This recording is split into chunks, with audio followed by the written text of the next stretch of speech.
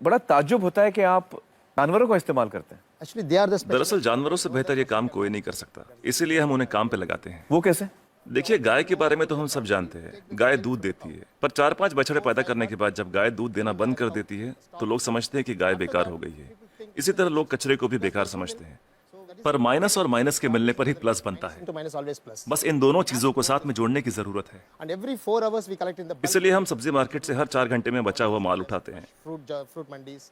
So there's कुदरत ने हर चीज के लिए वक्त दिया है, अगर उस वक्त के अंदर आप सही इस्तेमाल कर ले तो वो चीज बेकार नहीं रहती, उसमें से कुछ काम की चीज निकलती है। resource.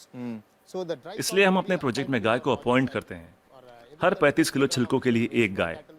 उनका काम है इन सब्जियों के ताजे छिलकों को खाना, गोबर देना और फिर शेड में आराम करना, रिटायर्ड जिंदगी जीना।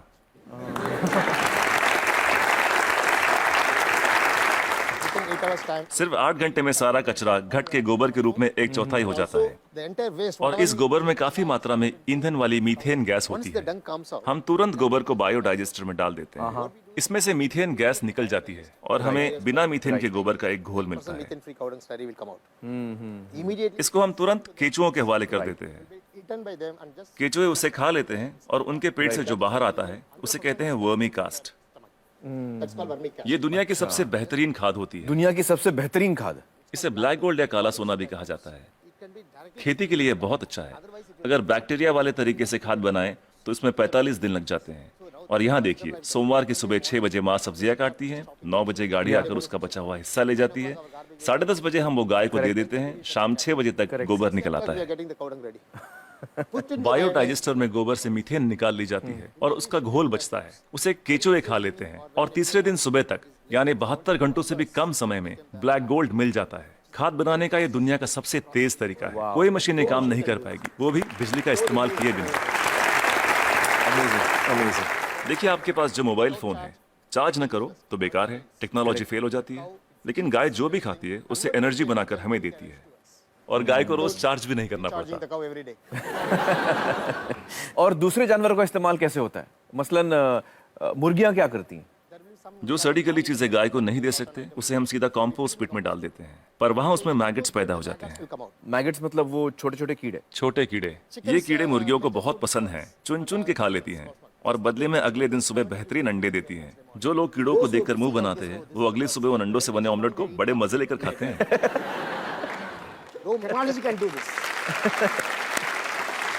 कोई टेक्नोलॉजी, कोई मशीन ये नहीं कर पाएगी। No machine in the world. दुनिया में ऐसी कोई मशीन नहीं बनी जो कीड़े खाए और अंडे दे। बिल्कुल ठीक, बिल्कुल ठीक। But the chicken role also लेकिन हर चीज में जहाँ कुछ खूबियां होती हैं वहाँ कुछ खामियां भी होती हैं। positive and negative. ओके। मुर्गियों के साथ एक परेशानी है, आप चाहे पूरा दिन उनसे काम ना लें, आराम करने दें, In the daytime, फिर भी वो रात को काम नहीं करेंगी। time it never work. तो रात को कौन काम करता है? For that रात we को हमें have मेंढक को काम पर लगाना पड़ता है हाँ, और वो सिर्फ नाइट ड्यूटी ही करते हैं। कुदरत का करिश्मा है, एक दूसरे की कमी को पूरा कर देते हैं। ना तनख्वाह मांगते हैं, ना बोनस, ना यूनियन बनाते हैं, ना हड़ताल करते हैं, बस अपने अपने काम में लगे रहते हैं। सही है, सही है। तो मुझे बताइए कि ये बतखें क्या करती हैं? duck's favorite food. बतख का पसंदीदा खाना है मछलियाँ। अब मछली बाजार का कचरा म्यूनिसिपैलिटी के लिए सरदर्द होता है, पर वही मछलियाँ बतख के लिए दावत हैं। तो अगर आप हर 3 घंटे में मछली बाजार का कचरा उठा के बतखों को दे दे तो ये तुरंत हजम कर लेंगी। 15-20 मिनट में सब कुछ सफाचट, और कचरा अगले दिन बतखों के खूबसूरत अंडों में तब्दील हो जाएगा। The whole thing will be conducted with beautiful way. Normally the ducks will lay आमतौर पर बतखें हर महीने 8 से 10 अंडे देती हैं, लेकिन जब हम उन्हें मछलियों और दूसरे नॉनवेज की खुराक देते हैं तो 24-24 अंडे देना शुरू कर देती हैं। ओह,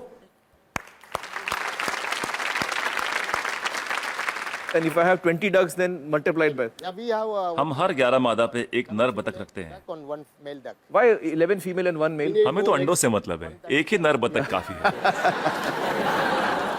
तो ये जानवर आपके लिए बहुत अहमियत रखते हैं। They are the people doing जी बिल्कुल, इनकी वजह से ही तो इतने बढ़िया नतीजे मिल रहे हैं। तो इस वक्त आप किसी प्रोजेक्ट पे काम कर रहे हैं? yeah, right now I'm working with Coimbatore. फिलहाल कोयम्बतूर में काम चल रहा है, डिस्ट्रिक्ट रूरल डेवलपमेंट एजेंसी के साथ। हम 10 ग्राम पंचायतों का काम संभाल रहे हैं जो एक म्यूनिसिपैलिटी के बराबर है। It's equal to one municipality. एक गांव में तो मैं समझ सकता हूं कि ये हो सकता है क्योंकि वहां पर छोटे पैमाने पे करना है, लेकिन अगर बड़े पैमाने पे करना है, जैसे किसी शहर में करना है, आपका जो तरीका ये मुमकिन है? बड़ी म्यूनिसिपैलिटियों की दिक्कत ये है कि शहरों में जगह कम होती है, पर हमें कचरे को 100 किलोमीटर दूर ले जाने की जरूरत नहीं। ये काम हर वार्ड में होना चाहिए। इसलिए डिसेंट्रलाइज मेथड अपनाना बहुत जरूरी है। छोटे छोटे स्तर पर करना चाहिए। Decentralise method. लोग हजारों टन कचरे से एक साथ निपटना चाहते हैं, पर ये सोच ही गलत है। अगर मैं आपको एक बड़ा कटहल दूं, तो आप उसे एक साथ एक बार में खा सकते हैं, लेकिन अगर उसके छोटे छोटे टुकड़े कर दें, तब खाना आसान हो जाएगा। इसलिए हर 2 किलोमीटर की रेडियस पे SLRM सेंटर होने चाहिए। SLRM सेंटर क्या होता है? Solid and liquid resource management centre. तो हर 2 किलोमीटर पे ये सेंटर होना चाहिए। जी, डिसेंट्रलाइजेशन एक कामयाब तरीका है। साथ ही कचरे को अलग अलग इकट्ठा करना भी बेहद जरूरी है। मिसाल के तौर पर सलून में से सिर्फ 6 तरीके का कचरा निकलता है।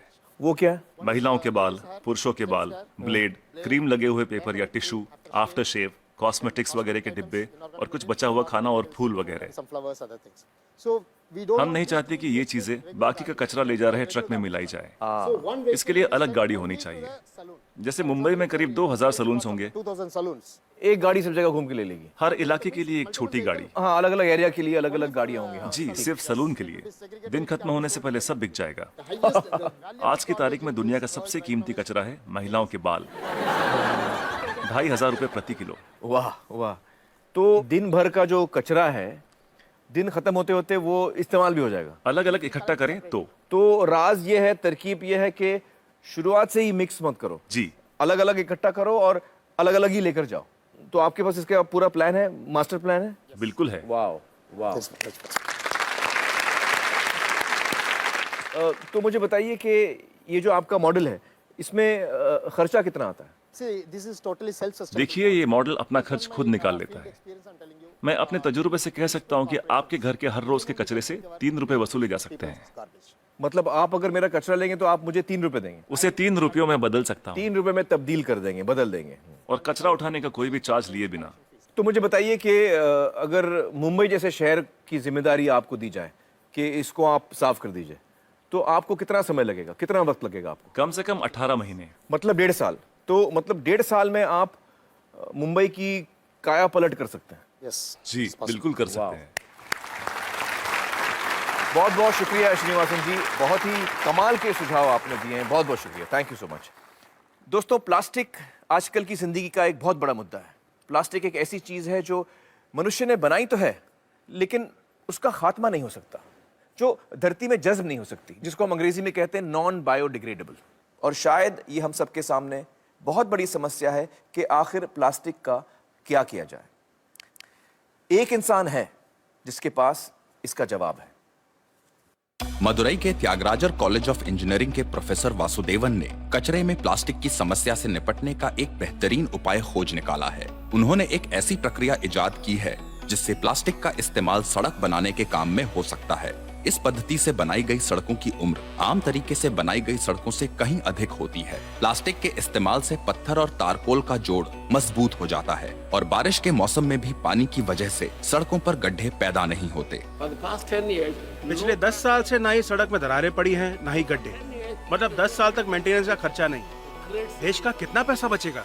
कई विदेशी कंपनियों की लाखों डॉलर की पेशकश ठुकराकर प्रोफेसर वासुदेवन ने इसका कॉपीराइट अपने कॉलेज के नाम लिखवा दिया है। ये तकनीक देश के लिए है और वो भी बिल्कुल मुफ्त। इसका पेटेंट हमारे कॉलेज के नाम पे है और टेक्नोलॉजी देश के नाम। यदि देश भर की कोई भी म्युनिसिपैलिटी इस तकनीक का इस्तेमाल करके सड़क बनाना चाहती है तो वो इसे मुफ्त में पा सकती है। प्लास्टिक को रोड पर मत डालिए, बल्कि प्लास्टिक डालकर रोड बनाइए।